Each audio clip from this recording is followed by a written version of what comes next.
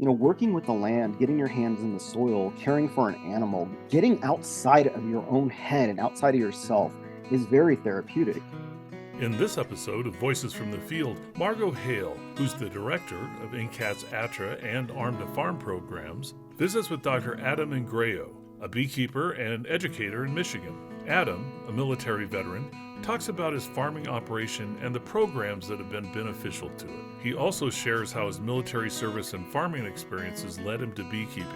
He discusses the Heroes to Hives program, which reaches thousands of veterans each year, and offers some advice for veterans who are interested in farming. Let's listen. Hi, I'm Margo Hale, NCAT Sustainable Ag Specialist and ATTRA Program Director. And today on Voices from the Field, I'm joined by Dr. Adam Ingrao. Thanks for talking with me today, Adam. Well, thanks for having me here today, Margo. It's a pleasure to speak with you.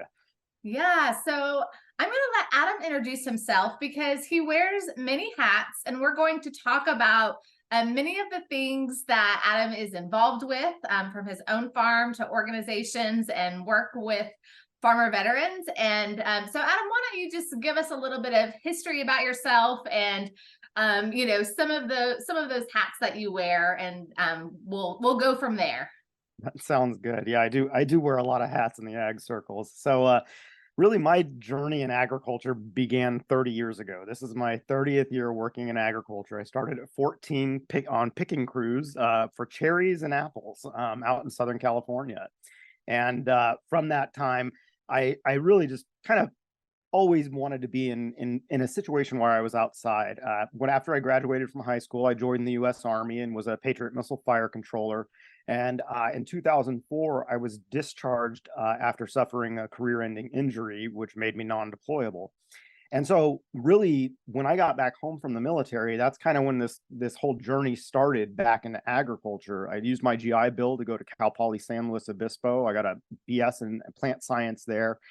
And when I was at Cal Poly, I took an elective beekeeping course as one of the first classes as an elective in my coursework. And as individuals, we oftentimes can look back at our lives and say, hey, there's like this one point in time that like everything changed. And for me, as a veteran coming out of the military during wartime, one of the things I was really struggling with was, survivor's guilt mainly. It was that I had left my unit. Many of them, they all went overseas to fight in wars, and I was back home.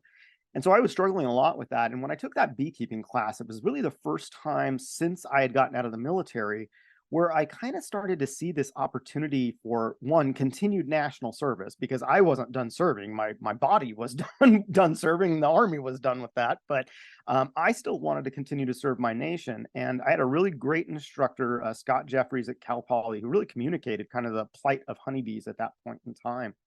And so from that point on, I really started dedicating myself to insects. I ended up doing a PhD at Michigan State University and specialized in mainly predatory, parasitic, and pollinators. So the three Ps in agroecosystems.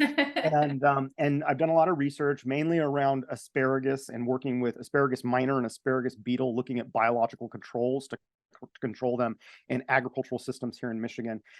But simultaneously, I run a beekeeping business myself. My wife and I own Beewise Farms, which is a 40-acre diversified farm in the Upper Peninsula of Michigan, where we're the largest producer of local honeybees in our region. And so in addition to not only owning a farm, operating a farm, working on farms my entire life, and then having this background in academia, I also really my priorities have always been kind of to give back to the people who I always looked up to, which are our veterans. And so my wife and I, and her background is transpersonal psychology. My wife and I, during this time, she had seen the transformation for myself, finding bees and finding purpose and really utilizing bees not only as a pathway to financial wellness, but personal wellness as well. And we started talking about how other veterans might experience that. And in 2014, we started the Heroes to Hives program. In 2015, we took our first 5 veterans through an entire season of beekeeping. And so kind of what I do professionally is a lot of different things in agriculture, but Heroes to Hives really is my kind of what I view as a legacy project. It's Yeah. something that's very close to my heart, something that really gives me an opportunity to share the things that I've been blessed with as far as knowledge and opportunities with other people. And that program now is in its 9th year and has had over 10,000 participants from all over the world that are U.S. service members and dependents of those individuals. So Wow. that's kind of my background and kind of the Yeah. things that I do. Yeah, wow, that is incredible. And we met many years ago through farmer veteran activities and kind of similar paths. We started our Arm to Farm training program in 2013. And so Adam and I have known each other and kind of worked tangentially together for many, many years. And so it's always great to, see these programs and see what an impact they have for our farmer veterans. I know that we have had many, many of our Arm to Farm participants who have also participated in Heroes to Hives. And so could you just tell me a little bit more about Heroes to Hives, like what it is exactly, what the training looks like, and how you support veterans through that program? Yeah, so the Heroes to Hives program, the way it works is that it is primarily an online program. And really it's the way I teach it is kind of like a college level beekeeping class. But the way it works is that we have an enrollment period every year from November 1st to February 28th of every year.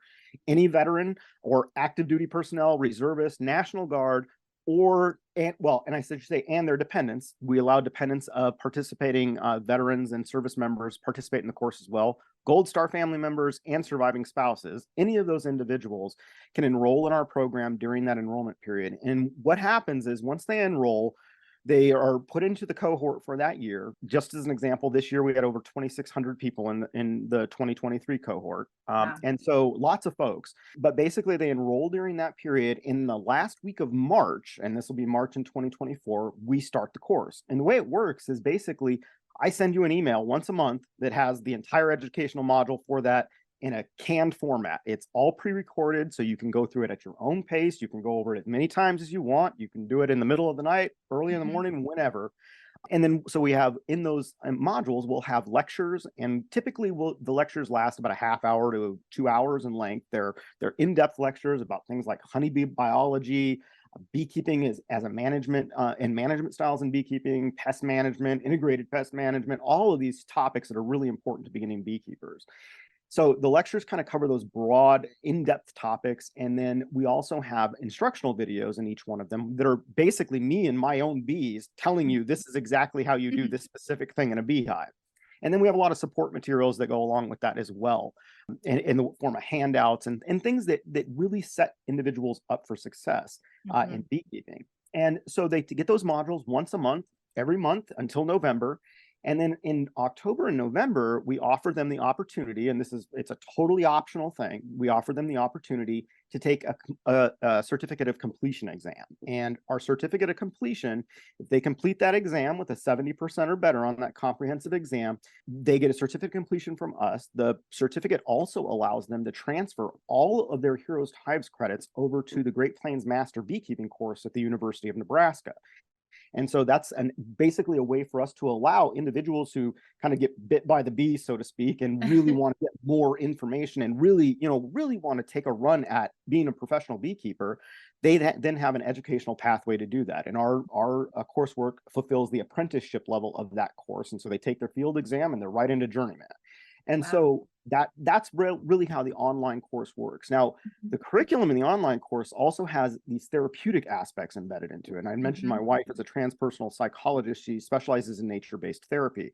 And she has developed these practices that are in each educational module that service members can put to use in their own apiary. And it's things to deal with a lot of the traumas that we deal with as veterans, but it's not just the traumas of being in the military. I mean, we all have traumas associated with things. And so they're basically wellness practices to allow individuals to kind of take control of their own health. as a veteran, I really understand, going to a psychologist and oftentimes not feeling like you're being heard or understood. Many times just being in those four walls and being confined is aggravating in those situations. And, beekeeping, but agriculture in general really offers these wellness pathways that, working with the land, getting your hands in the soil, caring for an animal, getting outside of your own head and outside of yourself is very therapeutic. And that's Mhm. really what we try to tell veterans as we're going through this course is we're teaching you about beekeeping, but inherently there are these therapeutic modalities that you can instill in your own practices as a beekeeper that are going to help you as well. So that's kind of what's all contained in that course. We have business development, a whole module on business development that is a partnership with VetBiz Central. So we also have those kind of tools in there as well. So people who want to start a business can do that. In addition to the online course, which is a self-contained course, we do offer on-ground training in select states. So right now we have training in 9 states. And basically the way that works is that during the season, the beekeeping season, and that's relative to where you live, during the beekeeping season, generally we'll have workshops in those 9 states about once or twice a month. During the beekeeping season, where people can come and actually work hives with their own hands and with an instructor. And one of the things I think that really sets us apart, kind of like Arm to Farm, is that it's experts that are teaching these things, and that's really what's important. As someone who came through beekeeping in the academic world and then also in the professional world, but having worked in ag my entire life, the understanding that like education is so paramount when you get into agriculture, and veterans in particular. Veterans are skilled individuals. They've been trained leaders. They have a lot of skills that transfer really well into agriculture. Yep. The one thing that a lot of them are lacking if they're first generation farmers is the education that goes with being a farmer. And we think about farming as like this archetypal person that just knows all these things about nature, but in reality farmers are some of the most intelligent individuals out there who really have an ability to read the land, the weather, and plants and animals that they're working with in incredible ways. And so those hands-on opportunities are where we give those individuals that opportunity to kind of work under an expert as well. Yeah, no, that hands-on component is so critical. And it doesn't quite make sense until you can see it and do it, and do it with your own hands. So that's great that you're able to have that on the ground component. So you said that is offered in 9 states. Is your vision to add partners and places where you can have more of those on the ground training opportunities? Absolutely. And we expand a little bit every year. So I am a very risk averse person. And so I don't generally, the way that we've always done Heroes to Hives is it's through personal connections. It's us working with other experts in other states. Lots of our partners are university partners, like the University of Minnesota, Michigan State University, University of Missouri, Nebraska, University of Nebraska. We have these university partners, but we also work with a lot of nonprofits as well.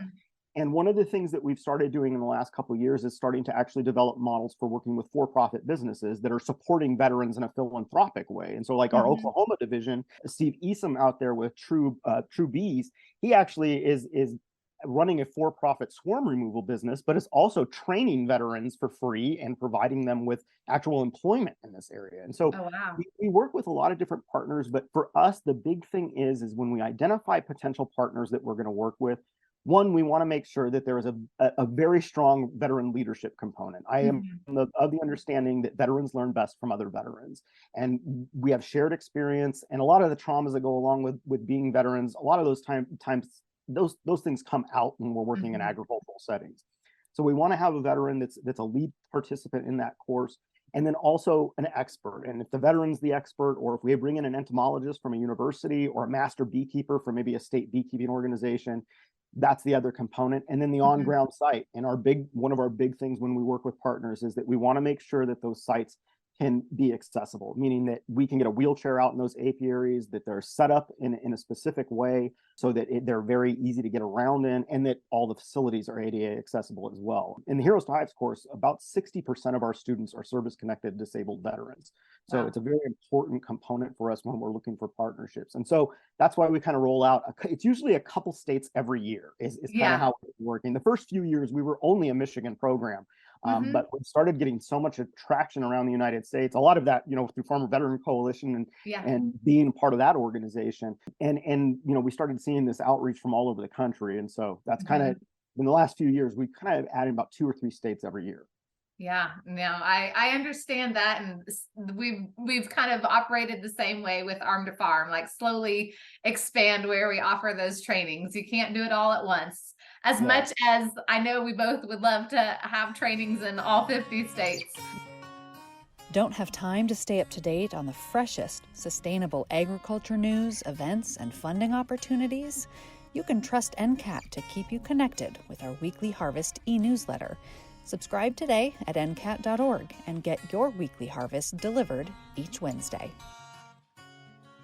You mentioned a few things, some of the characteristics of veterans. And I've been working with farmer veterans for, 12 years now, kind of specifically. And I noticed early on, so many of them are drawn to beekeeping. And I personally am not a beekeeper. I appreciate it and I know the value, but that is not a space that I will probably ever venture into. But I've always been curious as why do you think so many veterans are drawn to beekeeping? It's a really interesting question. And I kind of have a lot of different feelings about it. So one of the things I kind of feel like, as a veteran, when we're training in the military, physical discipline is a very, very useful tool and is used upon us all the time to instill lots of important principles. Beekeeping inherently has physical discipline built into it because when you're screwing up, when you're not present, when you're not being with your bees, you get stung and it wakes you up. It kind of brings you back to reality. For me, that was one of the really key components when I got into beekeeping. I had had a background in agriculture. I'd been around beekeeping. One of my dad's friends in our archery club was a commercial beekeeper growing up. So I was kind of on the periphery of it all the time. But one of the things that really kind of sunk in when I came back from the military was there's these moments in time when we're working in ag where we kind of are not thinking about what's going on in the outside world, what's happened to us, what's happening to our friends, where we've been, what we've done. With veterans, these individuals who serve, especially in combat, we send them to hell on earth and then they come back home and we expect everything just to be fine. And it's not. And so having opportunities to practice being present is one of the hardest things I found getting out of the military. Your mind's racing all the time. You're always thinking about your battle buddies. You're always just kind of dwelling on these things and you can't get out of that mindset. And different things can get you out of that mindset. I used the gym for a couple of years, like just constantly going to the gym just to get out of my own head. But when I found beekeeping, what I found was when I was in that bee yard interacting with those insects, I had to force myself to be present because if I didn't, I was going to get lit up by all these stinging insects. And so as funny as it sounds, it's one of the things that really drew me to beekeeping was this inherent it's mindfulness practice, but at the time I didn't recognize it as that. I just realized that I had to be present. I had to be working these bees. I can't squish them. I can't do all these things to them. And that was one thing that was really attractive.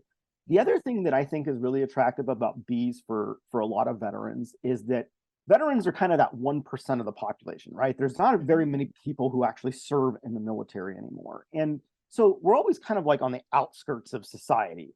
Beekeeping is kind of on the outskirts of agriculture. We're part of agriculture, but it's odd that most beekeepers, especially new beekeepers that I work with, they don't identify as farmers. Right. Yeah. Beekeepers, but they're absolutely farmers. Like they're critical to our food systems, just like all other farmers are. And so that's another thing I think that kind of attracts folks is that we're kind of still on the periphery, so to speak, of an industry or organization. Yeah. Yeah. And I suppose beekeeping is accessible to people in some ways that, maybe production agriculture and, needing large acreage or, lots of equipment and things like that. Beekeeping, while I know there are many supplies and things like that, it is probably a little more accessible to more folks. Oh, absolutely. It is, when I talk to folks about wanting to get into agriculture, and I work with farmer veterans in all different industries, it is one of the major things with beekeeping. Folks that have limited access to land, capital, and infrastructure, which are the three things that all farmers are always struggling with. But Mm-hmm. if you're a beginning farmer, and I'm a first generation farmer, my parents were were small business owners, way away from farming, and so those three things are really tough to come about. Veterans, and anybody in general, getting into beekeeping, you can start a beekeeping business with $1,000. You can get 2 beehives completely set up with all your stuff, and you don't even have to own land because most farmers are going to be okay with someone putting some bees out on their land. Yeah. And so it's a really good entry point for people who want to get into agriculture in a broader sense. And it's Mm-hmm. also, when you start as a beginning farmer, when you start getting into an industry, especially with things like beekeeping, any kind of agriculture, you start looking at the world a completely different way. And really it starts to build more connection with the natural world. So yeah, I agree. It's a good entry point for folks that are maybe, beginning farmers and just thinking about getting into agriculture in some way and don't Mm-hmm. have access to those things. Well, one thing that I always like to ask and hear your experiences, because part of our role here at ATTRA is connecting producers with resources and helping them understand just the wealth of information and programs and things like that that are available to them. We go back to the conversation of so many veterans are first generation farmers, and they don't even know the questions to ask. They don't have that baseline understanding of what USDA is or cooperative extension or any of those resources that folks who have grown up in agriculture just know about. So could you share, whether it's on your own farm, the programs and resources that you have utilized, or through Heroes to Hives, some of the things that you've seen, other veterans be able to use to, help meet the goals of their farms? Yeah, there's a lot of programs out there. I think, kind of just kind of on top of that, I think one of the biggest misnomers that we see with farmer veterans is that there's like all these grants that are going to give you all this money to start a farm. Yeah. And it's not the case. But there are a No. lot of really great programs out there that are there to support you as you're developing a farm business. And Right. so with my farm, we've used a lot of USDA programs. I do a lot of navigation services here in Michigan with Michigan Food Mm-hmm. and Farming Systems for farmer veterans, helping them identify how to work with USDA and what programs to utilize. Here on our own farm, we've done the high tunnel through NRCS. Mm-hmm. We actually ended up going a different direction after getting awarded it, but we've also done the NRCS Forest Management Plan program, which as a forest owner, let me tell you, that was one of the best things that we ever did. Having someone that is an expert in forests, and I'm not a lumber person or a forest person. Uh-huh. I come from a cut flower, perennial vegetable background, that kind of thing. That was one of the coolest things we ever did, was walk around with an individual that's an expert in our forest lands and be able to Mm-hmm. just ask him anything we wanted. So we did that as well, the forest management plan with them. And part of all of this that we do is with NRCS kind of builds into a state program we have here in Michigan, which is it's called MEAP, which is the Michigan Agriculture Environmental Assurance Program. And it's kind of like a sustainable farm certificate that you can get here in the state of Michigan, where they have technicians that come out and evaluate your farm for things like where you're storing manure, where you have your compost going, what soils they're on, how far you're away from your well, where your pesticides are stored, all of these kind of things. Wow. Almost So like organic certification there. it kind of is. It kind of Yeah. is. And we've done that as well. And a lot of the USDA programs will build into that. So like the forest Mm-hmm. management plan that we have with NRCS here builds into the MEAP forest certification. So we're certified sustainably as a forest habitat. We're certified in cropping systems and then as a farmstead system. And they have a livestock certification as well. But our livestock is bees. We have 4 ducks that kind of roam the farm, but they're there as pets more than anything. Yeah. So, but those are a lot of the programs we use. But other programs that we really talk about a lot with farmer veterans in the Heroes to Hives program are things like the SARE program, USDA Mm-hmm. Sustainable Agriculture Research and Education Program. Mm-hmm. I used to be a state coordinator for SARE in Michigan, and let me tell you, the farmer rancher grants, and each of the 4 regions have farmer grants. Those Mm-hmm. are some of the best resources out there for farmers who are actually interested in writing grants, doing education or research. Yes. There's really nothing else that USDA offers like that. Yes. And I am a huge supporter of SARE. They also have the Agreed. Learning Library on SARE, which is just a fantastic resource for individuals interested in sustainable ag. And that's probably one of the, it's not a hidden secret, but like when we think of USDA as this massive agency, SARE is kind of, way down on the totem pole as far as down in the granting agencies. And it is just a fantastic program that USDA offers. So we talk a lot about that within the program itself. And then we also promote things like veteran entrepreneurship labs. So Grand Valley State University here in Michigan has an annual veteran entrepreneurship lab, which is kind of like a Shark Tank competition where Yeah. you work with business professionals to develop out ideas. A few years back, one of our alumni of our course, Nick Kaminsky, actually won the grand prize of that for his beekeeping business. And so that's something that we also really promote, are these other programs that are available to veterans that are starting businesses or running businesses. Yes, I know that's, one thing we always talk about, like your farm, it is a business, kind of like how beekeepers don't think of themselves as farmers. A lot of times farmers don't think of themselves as business owners, but that's exactly what a farm is. It's a business. And so accessing all of those programs that are out there, for startup businesses and thinking about business planning and all of the aspects that go into that, it is really important to have that as your mindset, to help folks identify those goals and work towards that. That's great. No, those are great programs. I love hearing the different things that different states offer. That's one thing I always tell people. It's like, check with, your state departments of agriculture and the programs within the state, because it varies so much, and so many states have really cool programs, and that sounds really neat, the certification that you're able to get through Michigan. Okay, well, Adam, what advice would you give any veteran who's thinking about getting started in beekeeping or farming in general? I know we both interact with lots of people all the time who think they want to get started in this farming thing, and what do they need to do now? So any words of wisdom or advice that you like to share? Yeah, I definitely, I think, especially for beginning farmers, first generation farmers, I think there's kind of this ideology that farming is this really beautiful and wholesome kind of activity, and it is, but it is really hard work. Mm-hmm. And in the industry, we typically see most beginning farmers fail within the first 5 years, and it's a huge statistic that's out there. And I think one of the things that I see with veterans that I work with that enables them to get past that 5-year mark and be successful farmers is the individuals that take the business planning and education components of their farming endeavors seriously and do that first before they ever buy a chicken, before they ever buy a beehive, or especially buying any kind of equipment like a tractor or anything like that that's going to be a loan.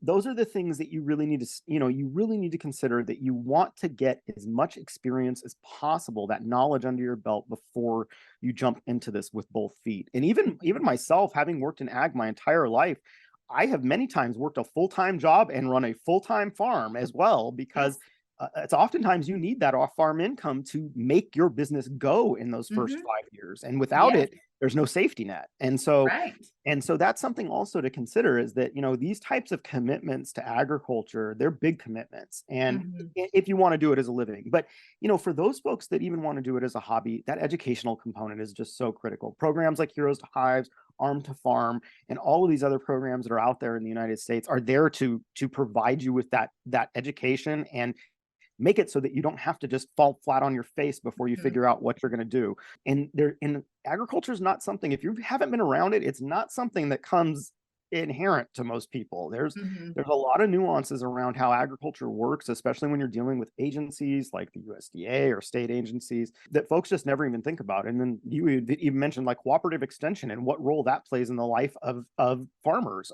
Those types of things are really important to know. And when you do these education programs, you're going to get experience and understanding in where you should be going for support, who are the reputable people, and get a good education under your belt before you really spend a whole bunch of money on a farm. Yes. No, that's perfect advice. And I would say the same things. And I always, like to make the point that the majority of farms in this country have off-farm income. And a large percentage of farmers themselves have off-farm jobs. And so I always like to provide that context, going back to our earlier conversation of whether folks consider themselves farmers or not. A lot of times people think if they have an off-farm job, they're not actually a farmer, but that's just not the reality of what farming looks like in our country. So I think that's, really good, important context to provide. And yes, I tell people the same thing. Please don't quit your day job yet. Get,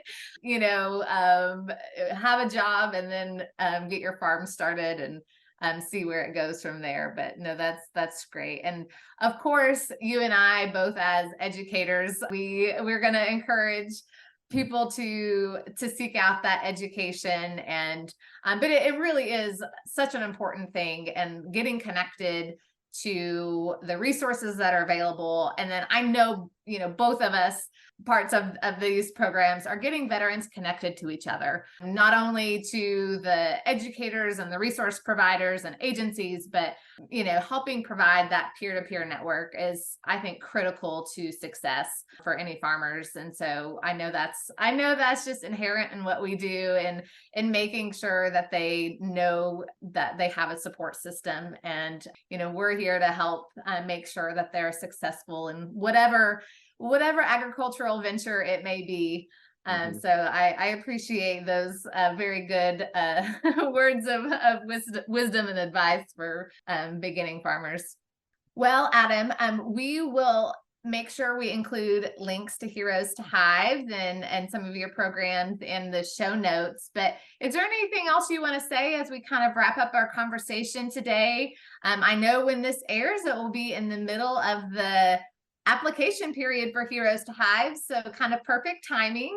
Is there anything that farmer veterans need to know if they want to apply for Heroes to Hives? The only thing that they'll need to know is the website to get to the application, and that's heroestohives.com. And that'll bring you right to our application, has all the information that you'll need to know about the course as far as how to apply. You'll go right through that application, submit it, and you'll get an email right back from us saying that you've been added to the course. Yeah, so that's probably the best thing I can say during this time of the year is it's open enrollment. So pass it along to your fellow veterans. It is a lot like what you just said, Margo. It's a lot of community building as well, especially with our states that we have on-ground programming. That's what it's really about. It's a community development program. It's getting veterans around, doing something productive together, and also being able to kind of air all of our grievances and issues as well in a productive context. So heroestohives.com was where you can find that out. And then any information about the program, individuals can contact me directly. Adam at miff.org is my email address. Thank you. And we will include that as well. Adam, thanks so much for visiting with me today.